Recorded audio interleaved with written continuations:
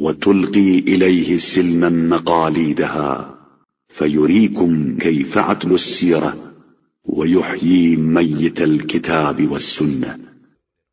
اور نہایت آسانی کے ساتھ اپنی کنجیاں اس کے حوالے کر دے گی، اور پھر وہ تمہیں دکھلائے گا کہ عادلانہ سیرت کیا ہوتی ہے اور مردہ کتاب و سنت کو کس طرح زندہ کیا جاتا ہے۔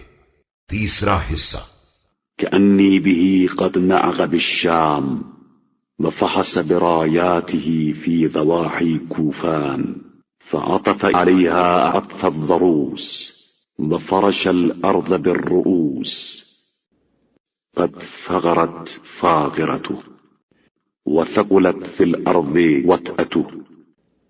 میں یہ منظر دیکھ رہا ہوں کہ ایک شخص شام میں للکار رہا ہے اور کوفے کے گرد اس کے جھنڈے لہرا رہے ہیں۔ وہ اس کی طرف کاٹنے والی اونٹنی کی طرح متوجہ ہے اور زمین پر سروں کا فرش بچھا رہا ہے۔ اس کا منہ کھلا ہوا ہے اور زمین پر اس کی دھمک محسوس ہو رہی ہے۔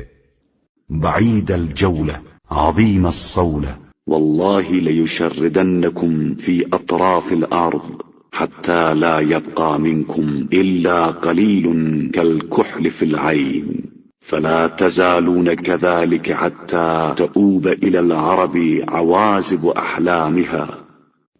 وہ دور دور تک جولانیاں دکھلانے والا ہے اور شدید ترین حملے کرنے والا ہے۔